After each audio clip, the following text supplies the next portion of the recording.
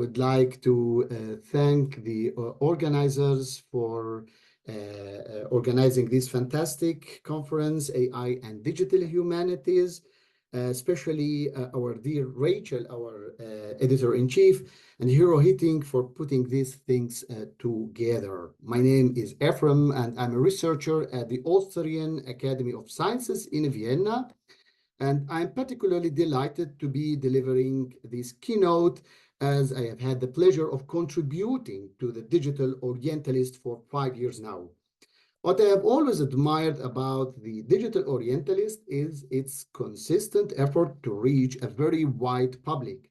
This aligns deeply with my belief in the importance of presenting our academic research directly to broader audience, to truly engage with the public, and that's how I was convinced by our dear James Morris, who invited me to join the Digital Orientalist community 5 years ago, thanks to him. So let me first start with a personal observation that sparked the core question of this keynote. Who is the public?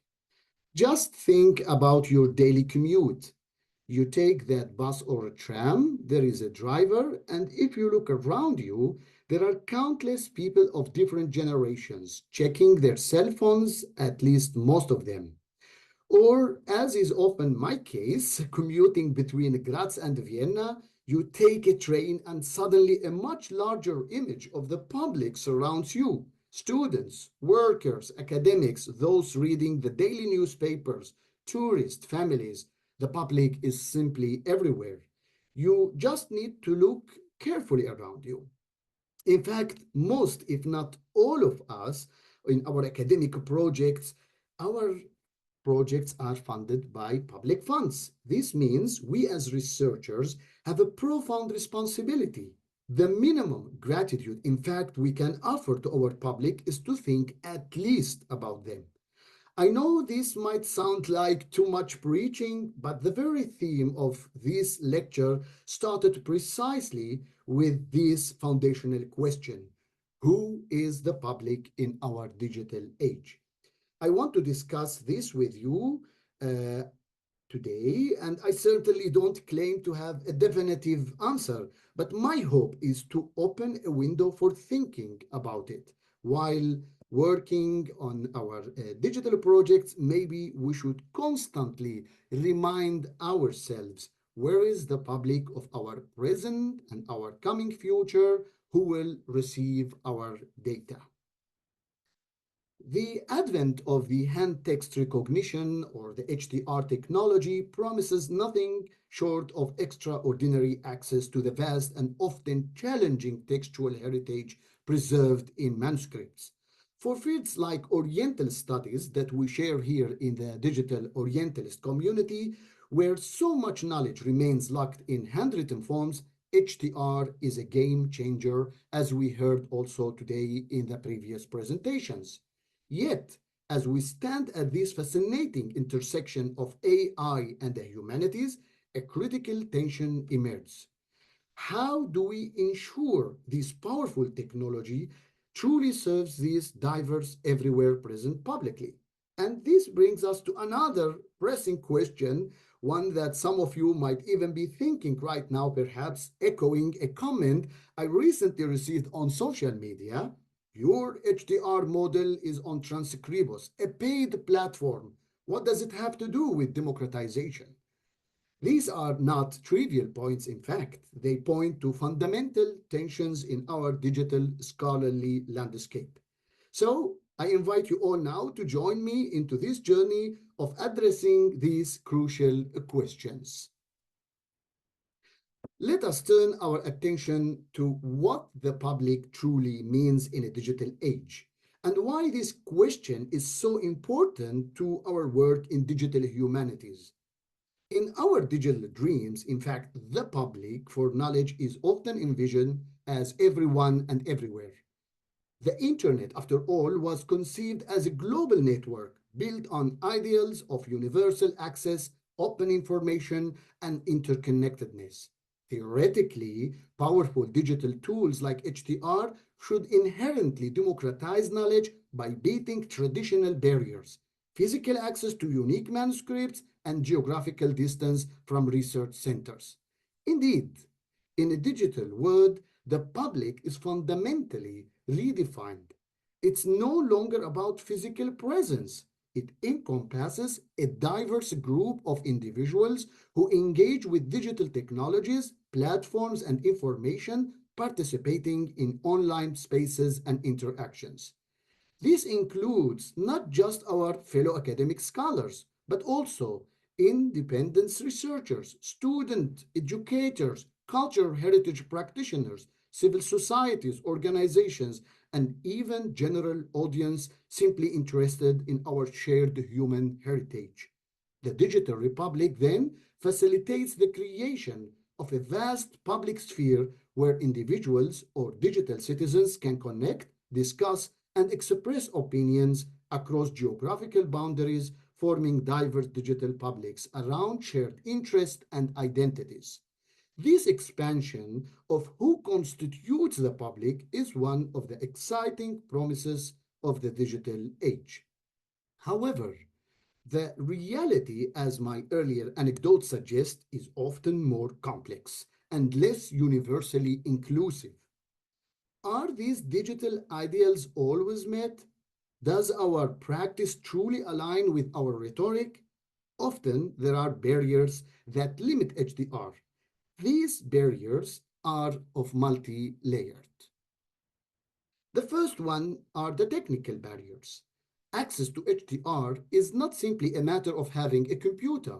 It often requires specific coding skills, familiarity with complex software environments, access to significant computational power, and understanding of data science principles. This immediately creates a barrier for many humanities scholars, not to mention the general public. Ensuring that all members of the public have access to digital tools and resources, as well as the necessary skills to use them, is crucial for fostering true digital inclusion. The other part of barriers are conceptual. Our own academic mindset can unintentionally create walls. Who do we believe our research is for? Do we prioritize outputs that benefit primarily a small circle of specialists over broader engagement? This narrow framing can limit our own efforts at wider dissemination and exclude those who might otherwise be eager to engage. And thirdly, crucially, institutional and systematic barriers. We frequently hear grand mottos from our research institutions about crossing borders in science and making knowledge accessible to all. Well, we see even university social media posts, as you see here in front of you, celebrating their researchers for crossing border to understand our world anew. This rhetoric is commendable and necessary. However, if these high-minded statements are not backed by genuine internal transparency, a true commitment to intellectual freedom, and robust support for collaborative endeavors that challenge traditional hierarchies, they risk remaining just that, empty mottos. When bureaucratic structures within institutions create cloudy procedures, it directly contradicts the very principle of democratization that we champion in the digital humanities. For the promise of crossing border to be truly meaningful, it demands honesty from those who claim it. We must look inward as much as outward. And now I reach to the third part of my presentation. Despite these challenges, and precisely because of them, HTR remains a profoundly powerful force for democratization.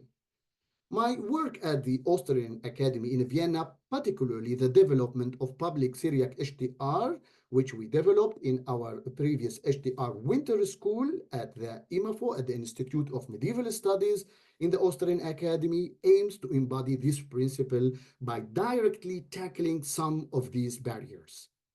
As I detailed in my previous posts in the Digital Orientalist from Vienna to the world launching the first public Syriac HTR model on Transcribus, our goal is to put this highly advanced technology into the hands of a much broader public. Now, let us directly address the point about Transcribus being a paid platform. Well, as I mentioned, this is fair and important question, and it is a concern many scholars have when evaluating digital tools. However, let us clarify what democratization truly means in this context. Democratization doesn't mean a zero-cost model, though I personally firmly believe in and advocate for fully open and free alternatives where possible. Rather, it is about significantly lowering the multitude of other, often more difficult barriers that prevent non-specialists from engaging with HTR. Think about it.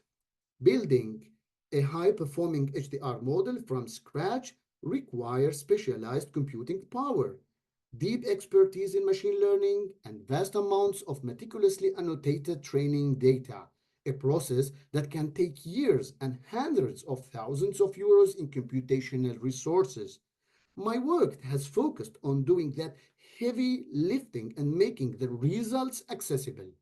The public Syriac HTR model on Transcribus means that a scholar, a student, or even an interested heritage person who might lack the deep coding knowledge, the substantial computing power, or the years of time and funding required to build their own HTR model from scratch can now simply utilize an already trained high-performing model through Transcribus. They can access the user-friendly interface of Transcribus and immediately begin transcribing Syriac manuscript and train further models. While Transcribus does operate on a credit system, it often allows for substantial use at no cost. And even for paid usage, if you look at the Scholar plan with 150 credits that cost less than 20 euros, that breaks down to approximately 13 cents per image. This is a highly economic rate. But let's look at this from another angle and compare Transcribus with other HDR solutions. Critics often champion fully open source alternatives like Scriptorium, and indeed, open source software is invaluable for long-term sustainability and transparency. However, the term free software can often be misleading when it comes to practical application. While eScriptorium itself is open source, the cost of hosting and maintaining it to make it genuinely usable for HDR can vary widely and is far from zero. You need server infrastructure. This can range from a basic shared hosting plan, which offers limited resources and might not even be sufficient for serious HDR processing, all the way up to dedicated servers that start at $50 and ending to $300 per month and quickly scale into four-digit range for high performance. Critically, if you hire professional for maintenance, you are thinking about $1,500 per month. This is a significant, often hidden financial and technical burden. And what about other commercial solutions for HDR? Kalfa, for example, while offering powerful HDR models, especially for Middle Eastern languages such as Armenian, Greek, Syriac, Arabic, Hebrew, Kalfa comes in at a rate of 40 cents per page. In this context, Transcribus, despite its credit system, offers a significantly more accessible and economically predictable pathway for many researchers to engage with Syriac HDR.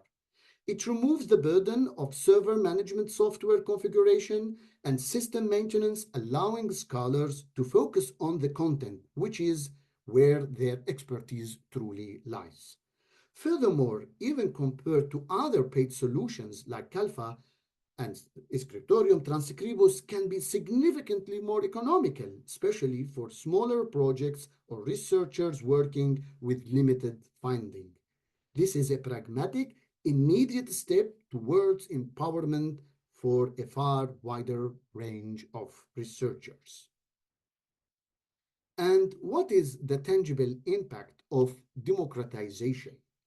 A key demonstration of HTR's democratizing principle lies in its ability to unlock otherwise inaccessible knowledge and to facilitate truly groundbreaking research.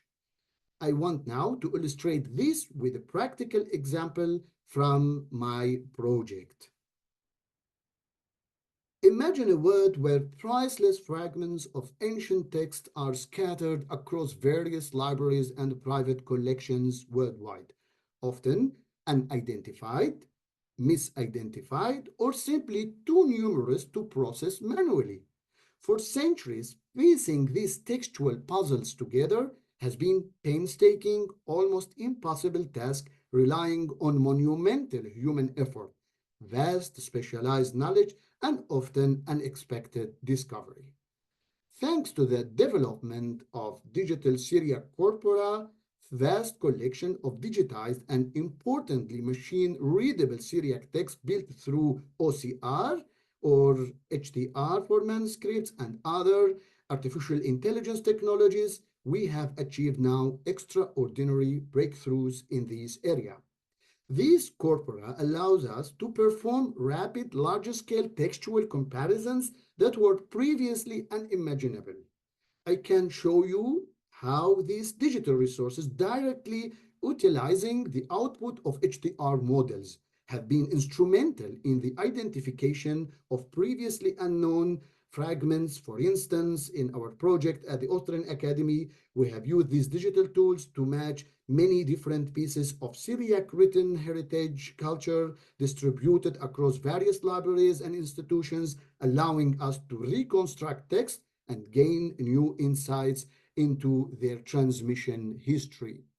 So, for example, this is from my ongoing project where these kind of fragments attached to bindings were simply ignored, perhaps because they were liturgical, so scholars were not interested. But now, thanks for this digital corpora, now we could identify this is from which fragment. And thanks also to the generosity and the openness of some libraries, such as from the Scriptorium Syriacum in Erbil, Iraq, where I was last September, you find many of these fragments, and thanks to the corpora, now we can identify them.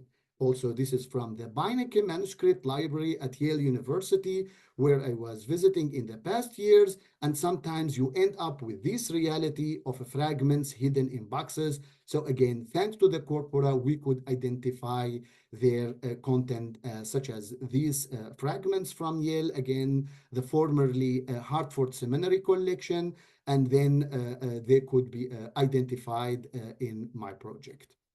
And now concerning the Yerevan, perhaps most excitingly using this very digital Syriac corpora, many of which have been built using our publicly available HTR models. I have been able to identify previously unidentified fragments from the rich collections in Yerevan, and these are the Syriac fragments, a project that I have been involved in since years. These are fragments without sometimes any chance to identify them without the help of these digital tools. And these successes can somehow help us to understand the knowledge of a democratized, not just theoretically, but practically. It accelerates discovery and brings new scholarship to light. So this is, for example, that tiny fragment where I could identify, thanks to the Simtho digital corpus, where I could know that it belongs to a certain Syriac genre because it was published by CSCO, Critical Edition. And then there was another fragment which somehow sparked my current project, which is number 7, that I could identify that it belongs to a certain manuscript even from the British Library. And maybe the last example also from this collection where the text doesn't exist actually in published books. So there is no chance to find it, let's say, in some digital corpora. But thanks to HTR, I could identify that the text actually exists in one manuscript from Jerusalem. And this is for my current project. Those who would like to collaborate with me, they are most welcome. And this is just a general workflow about the project. And now I reach to my conclusion in the final 2 minutes. So ultimately, this lecture has aimed to invite us to rethink and expand our understanding of the public. The digital revolution, since its inception, has been defined by its capacity to cross borders, geographical, disciplinary, and social. This spirit is most vividly embodied by public collaboration, where shared efforts, shared resources, and shared knowledge truly accelerate discovery and expand participation. The public, in the context of the Internet's digital network ideals, is, in fact, everyone. It is a public that recognizes everyone, everywhere, has the inherent right to access knowledge, not just physical access to text, but meaningful access to the tools that unlock them. This foundational concept of democratization, a concept that demands honesty from those who simply claim it, moving beyond mere mottos to actual transparent practice, has been and continues to be a defining force shaping our current digital age. It is an ongoing journey that requires continuous efforts, not just in developing powerful technologies, but also in fostering inclusive communities, advocating for systematic transparency, and ensuring that our ideals of open knowledge are truly reflected in our institutional and technological practices. Only then can the immense promise of digital humanities truly benefit the public, who is everyone and everywhere. That's to say, you. Thank you.